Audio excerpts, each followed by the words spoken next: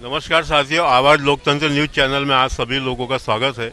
साथियों, आप देख रहे होंगे हम यहाँ खड़े हैं विधान भवन, जहाँ पे हर साल शीत सत्र के समय जो भी सरकार रहा करती है होती है उसका अधिवेशन यहाँ भरता है। और उस अधिवेशन के दौरान सभी पार्टियों के और जो सत्ता में होते हैं उनके नेतागण और विपक्ष के नेतागण सभी यहाँ मौजूद होते हैं। उसके साथ साथ में शहर के तमाम पत्रकार यहाँ उपस्थित होते हैं। उसके साथ साथ में अन्य जिलों से भी यहाँ पत्रकार आया करते हैं। लेकिन यहाँ पे जो एक उत्साह नज़र आता था, ये शीत सत्र 2025 का जो यहाँ नवंबर में अभी दिसंबर महीने में जो स्टार्ट हुआ, एकदम मायूसी नज़र आ रही है। मायूसी नज़र आने के पीछे का तथ्य समझ से परे। कहीं कहीं ये देखने में आया है कि यानी पुलिस व्यवस्था काफ़ी तगड़ी की गई है। कहीं शंका की नज़र से तो नहीं की गई है।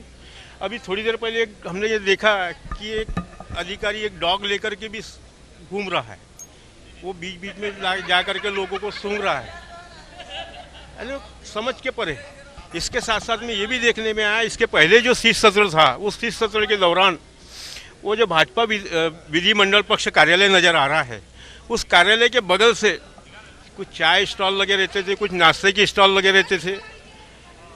यानी यहाँ जो भीड़ रहती थी वो अपनी सुविधा अनुसार, अगर पासेस नहीं है किसी के पास में खाने की, तो वह यहाँ कर जा करके वो पैसे दे के वो अपना नाश्ता या चाय पानी कर लिया करते थे। वहाँ स्टॉल तो पेंडाल डले हुए, लेकिन उन लोगों को भी इस बार अलॉटमेंट नहीं दिया गया, जिस वजह से वहाँ वो दुकानें नहीं लगी। उसी तरीके से ये देखने में आया कि जो यूट्यूब पोर्टल वाले लोग हैं, अधिकांश लोगों को तो पासेस नहीं दी गई, यानी कुछ भी अनाप शनाप बहाने बता करके उन्हें लौटा दिया गया।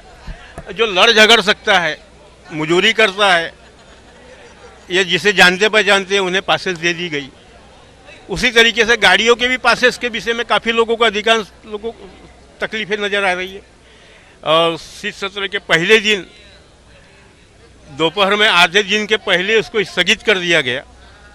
और सुनने में तो यह आ रहा है कि 8 दिन की इन्होंने घोषणा की है कि शनिवार इतवार को जो पहले बंद रहा करता था उसको पकड़ के हम 8 दिन शीत सत्र चलाएंगे। और पहले दिन की आज ये स्थिति है, अब कल दिन भर शीत सत्र चलेगा, ऐसा उन्होंने कहा है। और आज मौजूदा हालात में जो भी लोग यहाँ आए, हमारे कैमरामैन ने जो कवरेज किया हुआ है, जिसमें आशीष जायसवाल जी हैं, आदित्य ठाकरे जी हैं और नाना पटोले जी हैं, इन्होंने शीत सत्र के दौरान जो अपने विचार रखे, आप विस्तार पूर्वक उसे देखिए। और आगे भविष्य में हफ्ता भर की जो उन्होंने घोषणा की है, क्या सुचारू रूप से इसी तरीके से चलेगा या कुछ उसमें जो कोई नए विदर्भ के लिए या किसानों के लिए या कुछ घोषणा हो सकती है जो उनके फायदे की रहे, इसके ऊपर में जनता की और तमाम पत्रकारों की और पोर्टल वालों की, सभी न्यूज़ चॅनल वालों की नज़र लगी हुई है। धन्यवाद साथियों, पूरी खबर देखिए विस्तार से। महाराष्ट्रासारख्या राज्यामध्ये एवढं निवडणुका झाल्यानंतर निवडणूक आयोगाच्या आशीर्वादानं बहुमताचं सरकार बसलेलं आहे आणि तरी नेमकं कोणाला घाबरतायत, कशाला घाबरतायत? विरोधी पक्षनेता वरच्या हाऊसमध्ये असेल किंवा खालच्या हाऊस, म्हणजे विधानसभेत असेल किंवा विधान परिषदेत असेल, दोन्हीकडे नसताना सरकारला नेमकी कशाची भीती आहे?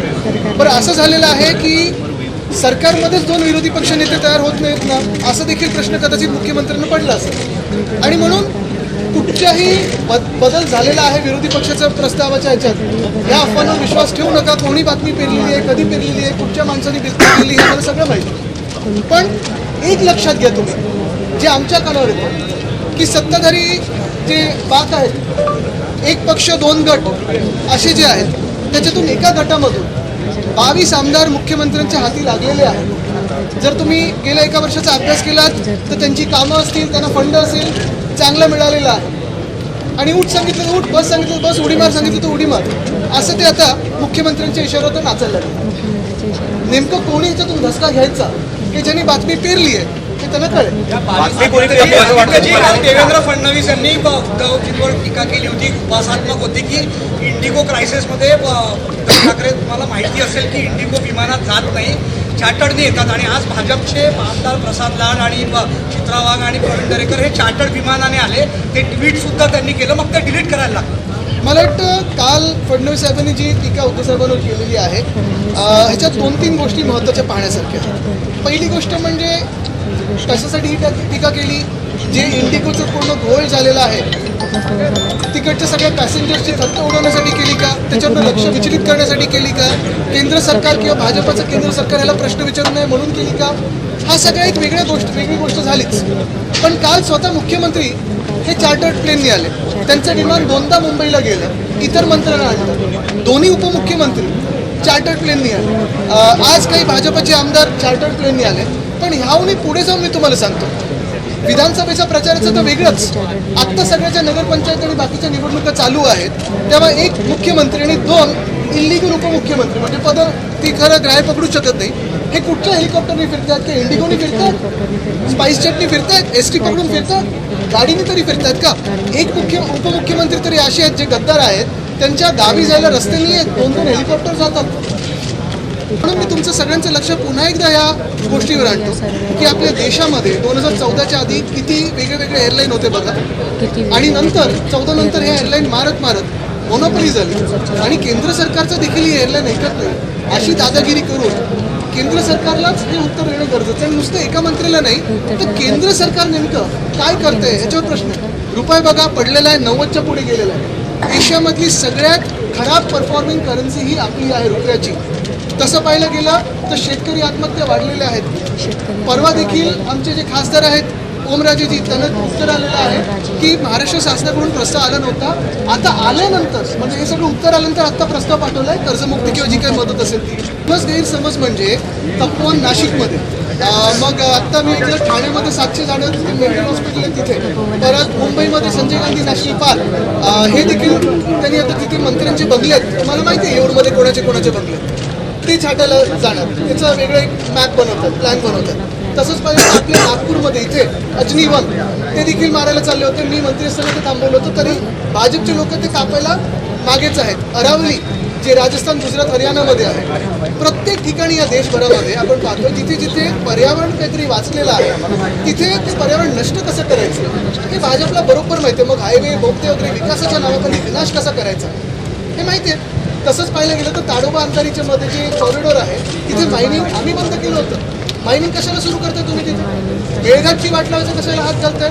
वेस्टर्न घाट्समध्ये सह्याद्री जो आपला पूर्ण पर्वतमाळा आहे तिथे देखील मायनिंग सुरू करायचं आहे. एकंदर कुठेही पर्यावरण चांगलं ठेवायचंच नाही, जगू शकतच नाही कोणी, अशी परिस्थिती करून. सर, विश्व हिंदू परिषदेला सायांमध्ये 2 ज्येष्ठ पत्रकार थांबा. शहरांचं जे आपण पाहतोय सगळी वाट लागत चालली, त्याच्यावर काही चर्चा होणार आहे का?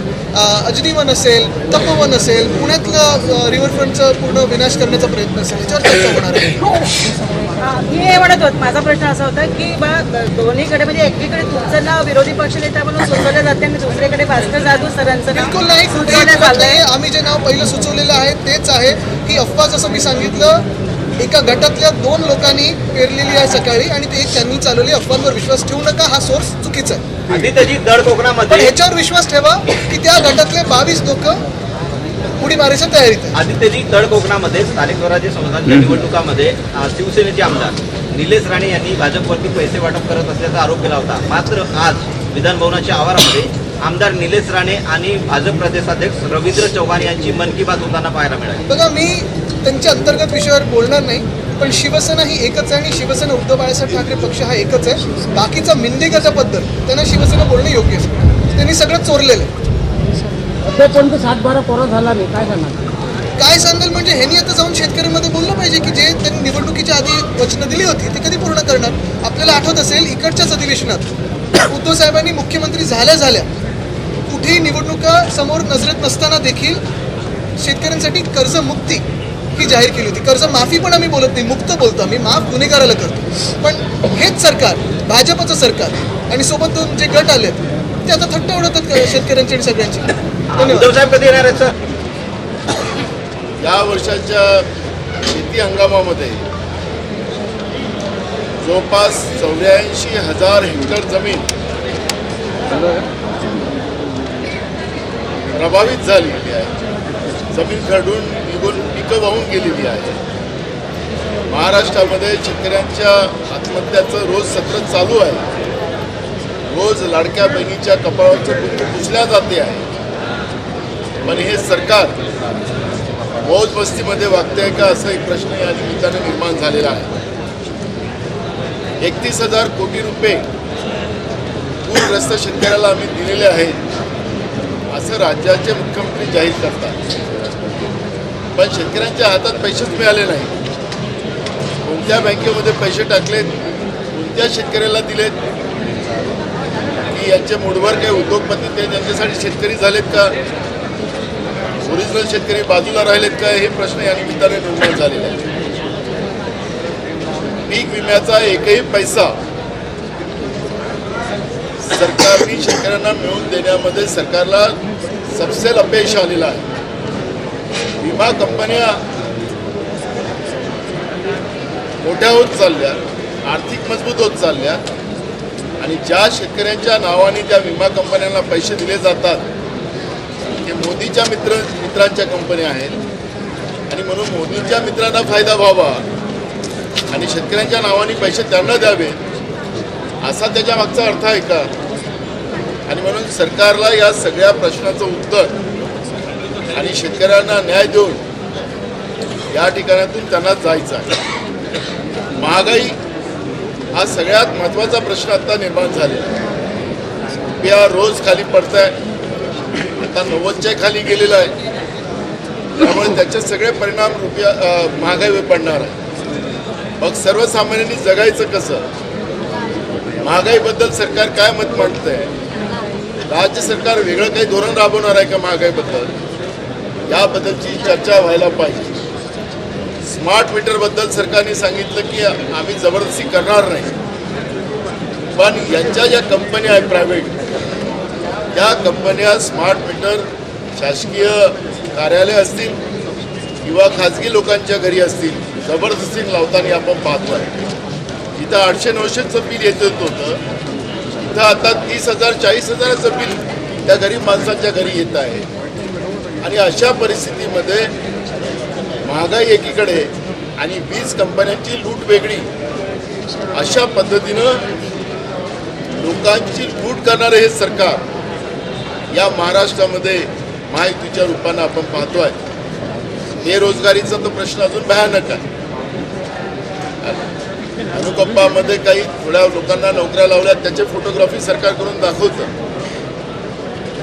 आरक्षणाचं 3 तेरा वाजलेले आहेत. निवडणूक आयोगाने केलेली ज्या पद्धतीनं दिवसाढवळ्या लोकशाहीचा खून याचं मुख्यमंत्र्यांनी मान्य केलं की अशी मी या पद्धतीचं निवडणूक आयोगाचं कार्य कधीच पाहिलं नाही. आम्ही आता अध्यक्षाला नोटीस दिलेलं आहे की उद्या याच्यावरची चर्चा घडवली पाहिजे आर्टिकल 243A प्रमाणे. त्यामुळे मुख्यमंत्री उद्या माननीय अध्यक्ष म्हणालेत की मी उद्या बोलायला संधी देतो आहे. हे सांगायचं तात्पर्य असं की महाराष्ट्रामध्ये आता हे कायद्याचं आणि लोकशाहीचं राज्य राहिलं नाही, अशा पद्धतीची परिस्थिती आहे. महाराष्ट्रामध्ये एका डॉक्टर मुलीचा डॉक्टर मुंडे फलटणमध्ये झालेला खून म्हणजे डॉक्टर महिलासुद्धा आता सुरक्षित नाही, मुली सुरक्षित नाही. सर्वसामान्य मुलींची महिलांची काय स्थिती असेल, या सगळ्या परिस्थिती आज महाराष्ट्रामध्ये कायदा सुस्थिती निर्माण झालेल्या आहे. गोव्यामध्ये जी घटना घडली त्या पबमध्ये स्फोट झाला आणि त्याच्यात असंख्य निर्दोष लोकांचा मृत्यू झाला. महाराष्ट्रामध्ये आता मोठ्या प्रमाणात पबला मान्यता दिली गेलेली आहे. टेरिसवरच्या पबला मान्यता दिलेली आहे. पूर्ण महाराष्ट्रामध्ये पैसे कमवण्यासाठी सरकारच्या तिजोरीत पैसे आले पाहिजे यासाठी मोठ्या प्रमाणात ड्रग्स आणि या पबला मान्यता दिलेली आहे. मग गोव्यात घटना घडली, ही घटना महाराष्ट्रात घडणार नाही का, हाही प्रश्न या ठिकाणी निर्माण झालेला आणि सरकार याच्यावरचं उत्तर नेमकं काय देणार याच्याकडे आमचं सगळ्यांचं लक्ष राहणार आहे. त्यामुळे हे सगळे विषय मोठे आहेत आणि म्हणून 1 आठवड्याचं अधिवेशन हे अपुरं पडणार आहे. आणि मगाशी आम्ही विधानसभेत हा मुद्दा उपस्थित केला. अध्यक्षांनी सांगितलं की याच्यावरची वेळ आली तर आम्ही चर्चा करायला तयार आहोत. आमचा आग्रह राहील की हे अधिवेशन कमीत कमी 3 आठवड्याचं तरी या ठिकाणी नागपूरमध्ये व्हावं अशी आमची अपेक्षा आहे. सरकारने आचारसंहिताचं कारण पुढे आणलेलं आहे. आचारसंहिता चालत राहणार आहे. विधिमंडळाचं कामकाज विधिमंडळाचं कामकाज आहे आणि त्याच्यामुळे विधिमंडळाच्या कामकाजा या पद्धतीनं आचारसंहितेचा बहाणा आणून समजा या अधिवेशन या ठिकाणी बंद करण्याचा सरकारचा घाट असेल तर हे चुकीचं आहे. सरकारने या अधिवेशन एक आठवडा घेऊन समजा अजून पुढच्या 15 म्हणजे निवडणुका झाल्यानंतर हे अधिवेशन सरकार घेऊ शकतं. कारण की जनतेचे प्रश्न भयानक आहे. महाराष्ट्रामध्ये असुरक्षितता निर्माण झालेली आहे. धर्माधर्मामध्ये सरकारच्या वतीनं भांडणं लावलेले गेलेले आहेत. बेरोजगारांचे प्रश्न आहेत. तरुणांचे अनेक मुद्दे या ठिकाणी आहेत. शेतकऱ्यांचे प्रश्न तर सगळ्यात जटिल आहे आणि महागाईचा प्रश्न आहे. हे सगळ्या प्रश्नाबद्दलची चर्चा आणि त्याचं उत्तर हे बोलवाटोलवीचं नसावं. पहिल्याच्या काळात असं होतं आम्ही सगळ्यात जास्त पैसे दिले अशा पद्धतीचं जर नको. मग ते त्या पहिल्याच्या काळात स्वस्त होतं. आता महागाई वाढली. तुम्ही आकडे वाढवून सांगायची गरज नाही. या पद्धतीचे समाधानकारक उत्तर देऊन आणि जनतेला त्याचा नुसत्या घोषणाच नाही, घोषणेचा पाऊस नाही तर जनतेला त्याचे लाभ मिळाले पाहिजे, शेतकऱ्याला त्याचा लाभ मिळाला पाहिजे ही भूमिका आमची आहे. काल सीएम म्हणाले की बघा या सरकारमध्ये एकमेकाचा काटा काढणारं एकमेकाचे आमदार ओढण्याचा प्रयत्न चालू आहे. हे काही लपलेलं नाही. ज्या पद्धतीनं अजित पवारांच्या मुलाला अडवलं गेलं पुण्याच्या प्रकरणामध्ये जमीन घोटाळ्यामध्ये, एकनाथ शिंदेच्या मुलाला खासदार श्रीकांत शिंदेला ज्या पद्धतीनं कचऱ्याच्या कॉन्ट्रॅक्टमध्ये अडवलं गेलेलं होतं, तर असे अनेक मुद्दे आपल्याला पाहायला मिळतात. आणि हे सगळे मुख्यमंत्री करवतात असं आपसामध्ये बोलताना त्यांचे आमदार त्यांचे मंत्री चर्चा करताना आपण पाहतो आहे. महाराष्ट्रामध्ये जमीन घोटाळे त्याचा उल्लेख मी अनेकदा केलेला आहे. मुंबईमध्ये PKC मधल्या भरतनगरमध्ये सुद्धा 500 एकर जमीन अशाच पद्धतीनं दिली गेली आहे. नवी मुंबई, मुंबई, ठाणे, नाशिक, नागपूर, पुणे अनेक ठिकाणी आपल्याला जमिनीचे घोटाळे पाहायला मिळणार. इथं एक शॅम्पल आपल्याला पुढं आलेलं आहे पुण्याच्या घटनेमुळे पार्थ पवाराच्या हत्येमुळे. पण अशा घटना महाराष्ट्रामध्ये मोठ्या प्रमाणात आहेत, सरकारच्या आहेत, सध्या लपलेल्या आहेत. आता ह्या जेव्हा चर्चा विधानसभेत येईल त्याचे सगळे मुद्दे आम्ही विधानसभेत मांडू. पण जे पद्धतीचं दबाव तंत्र चाललेलं आहे जसं PMOमधून पूर्ण मंत्रालय चालतं दिल्ली, तसं गुजरातमध्ये नरेंद्र मोदी असून त्या ठिकाणी पूर्ण मंत्रालय चालवायचं, मंत्र्यांना काही अधिकार नाही, असं पहिल्यांदा महाराष्ट्रामध्ये देवेंद्र फडणवीसांच्या CMOमधून सगळं सरकार चालते आहे. अशा पद्धतीचं चित्र आपण पाहतो आहे. मंत्र्यांना अधिकार राहिलेले नाहीत अशा पद्धतीचं चित्र आपण पाहतो आहे. त्यामुळे आता कोणाचे आमदार किती पळवतील, काय होतील, आणि भाजपमध्ये तर राहिलंच आहे, काही दुसऱ्यांचे लोक धुवून पळा अशी ती व्यवस्था राहिलीच आहे. ते काही होऊ शकतात. आदित्य ठाकरे म्हणाले त्याच्यामध्ये त्यांच्याजवळ माहिती असेल की आमदारांची संख्या आहे. आदित्य ठाकरे त्यांनी सांगितलं असेल. काल सीएम म्हणाले, नानाभाऊ काल सीएम म्हणाले की आम्ही शेतकऱ्यांचा प्रस्ताव पाठवलेला आहे आणि लवकरच त्यांची कर्जमाफी करण्यात येईल असंही काल त्यांनी उल्लेख केला. देशातलंही सरकार यांचं आणि राज्यातलंही सरकार डबल इंजिन. पण तो इंजिन ते इंजिन खोटं बोलत आहे का? या इंजिननी लोकसभेत सांगितलेलं आहे, कृषी मंत्री शिवराज चव्हाणांनी सांगितलेलं आहे महाराष्ट्र सरकारचा प्रस्ताव आला नाही. दुसऱ्या दिवशी म्हणाले की आला पण थोडासा आला. राज्याचे कृषी मंत्री सांगतात की आम्ही टप्प्याटप्प्याने पाठवतो आहे आणि मुख्यमंत्री सांगतात की आम्ही पाठवलेलं आहे. कोणाचं खरं म्हणावं? म्हणजे राज्य सरकार शेतकऱ्यांच्या जखमेवर मीठ सोडताय का हा प्रश्न या ठिकाणी निर्माण झालेला आहे. शेतकरी कधी नव्हे इतका अडचणीत आज महाराष्ट्रामध्ये आलेला आहे. एवढा ओला दुष्काळ कधी नव्हे जो महाराष्ट्रामध्ये तोंडात आलेला घास निसर्गाने हिसकून घेतलेला शेतकऱ्यांचा हा कधी नव्हे. आणि या पद्धतीचं टोलवाटोलवीचं उत्तर सरकार देत असेल तर याचा अर्थ शेतकऱ्यांच्या जखमेवर मीठ जोडण्याचं काम सरकार करतं. विरोधी पक्षनेता अद्यापही नाही आदित्य ठाकरे यांच्या नावाचं या सरकारला लोकशाही मान्य नाही. हे बैमानीनं निवडून आलेलं निवडणूक आयोगाच्या कृपेने निवडून आलेलं सरकार आहे. या सरकारला विरोधी पक्षपद मान्य नाही. ते म्हणतात संख्याबळ. मगाशी ज्या सरकारला चॅलेंज केला पुन्हा चॅलेंज करतो. ते मला म्हणतात 200 मतांनी निवडून आला. मी त्यांना चॅलेंज करतो, तुम्ही महाराष्ट्रात पायलटने निवडणुका घेऊन दाखवा आणि मी महाराष्ट्रात सगळ्यात हायेस्ट मताने निवडून येण्याची मी जबाबदारी माझी घेतो. आणि नाही आलो समजा सगळ्यात हायेस्ट मतात तर राजकारण संन्यास घेईल. फक्त पायलटवर निवडणुका घेऊन दाखवा. इमानी नाही निवडून आलेले आम्हाला संख्याबळ सांगतात. महाराष्ट्रामध्ये 2 आमदारांना सुद्धा विरोधी पक्षपद दिलं गेलेलं होतं महाराष्ट्राच्या रेकॉर्डमध्ये. त्यामुळे संख्याबळ आणि हे कारणं सांगून चालणार नाही. त्यांनी मान्य करावं की आम्हाला लोकशाही मान्य नाही आहे, विरोधी पक्षपद आम्ही देणार.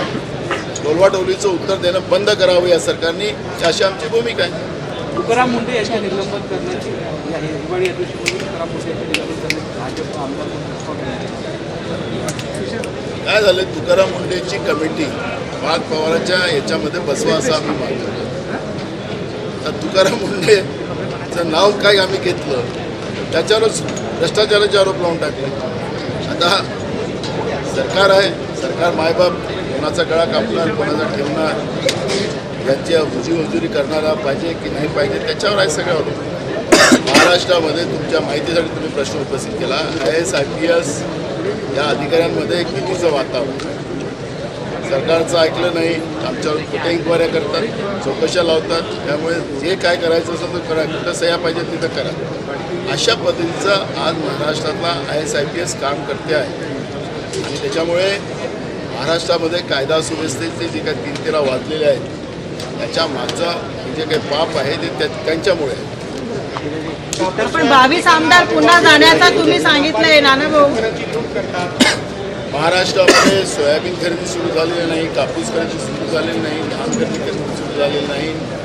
त्याच्यामुळे शेतकऱ्यांचं निघालेलं धान्य कोणी घ्यायला तयार नाही. त्याच्यामुळे कमी भावानं शेतकऱ्यांना धान्य विकावं लागतं आणि कशी तरी आपली गरज भागवावी लागते. एकीकडे अस्मानी संकट आणि एकीकडे सुलतानी संकट. अशा या सगळ्या प्रश्नावर सरकारला उत्तर द्यायचं नाही आणि म्हणून या पद्धतीचं एक वातावरण निर्माण करून विरोधी पक्षपदाचं एक गाजर दाखवायचं आणि त्याच्यावर चर्चा ठरवायची असं नाही. महाराष्ट्रामध्ये आरक्षणाचा जो मुद्दा आहे हैदराबाद गॅझेटरचा जो मुख्यमंत्र्यांनी मुद्दामून OBC आणि मराठ्यामध्ये भांडण लावण्यासाठी घातलेला घाट, बंजारा आणि आदिवासीमध्ये भांडणाचं टाकलेलं ठिपकी, हे सगळे प्रकरण ज्यामध्ये आहेत ते सगळे लपवण्यासाठी एक कमीत वेळाचं अधिवेशन आणि विरोधी पक्ष नेत्याचं गाजर टाकायचं त्याच्यावर चर्चा ठेवायची आणि मूळ मुद्द्याला डायव्हर्ट करायचा हा प्रयत्न याच्यामध्ये चालू आहे. 22 आमदार पुन्हा बीजेपीमध्ये जाण्याची शक्यता दर्शवली जाते, तर काँग्रेस पक्ष संपवण्याच्या मार्गावर आहेत का? काँग्रेस पक्ष 2014मध्येच मोदींनी आवाहन केलेलं होतं की आम्ही काँग्रेस मुक्त भारत करतो. पण त्यांना आता 12 वर्ष होतात आहेत देशाचे प्रधानमंत्री राहून. त्यांच्या सपनात झोपे जेवतात, कुठं जातात तिथं काँग्रेसच दिसतं. त्याच्यामुळे काँग्रेस कधी मुक्त होऊ शकत नाही. ज्या काँग्रेसनी या देशाला मिळवून दिलं, संविधानिक व्यवस्थेमध्ये लोकशाही आणली आणि हा देश उभा करण्यामध्ये काँग्रेसचे योगदान काँग्रेस कधी संपू शकत नाही. जे बेईमानीनं सत्तेत आले ते कधी संपू शकतात या ठिकाणी आम्ही आवर्जून सांगू शकतो. सर, कामठीमध्ये जे प्रकरण झालं ज्याला सुलेखाताई कुंभारेंनी खूप प्रकार उचललं, काँग्रेस याच्यामध्ये काय बोलतं? काय आता ते सगळे मुद्दे आहेत. महाराष्ट्रात एक कामठीच नाही, महाराष्ट्रामध्ये सगळीकडे ज्या पद्धतीनं निवडणूक आयोगाला हाती धरून प्रशासनाला हाती धरून पैसे वाटून प्रक्रियेमध्ये हस्तक्षेप करून त्या स्थानिक स्वराज्य संस्थांच्या निवडणुकीमध्ये गडबड केलेली आहे. ती नुसते कामठीतच नाही तर संपूर्ण महाराष्ट्रात झाली. त्यामुळे याची चर्चा विधानसभेत मी आणण्याचा प्रयत्न करतो.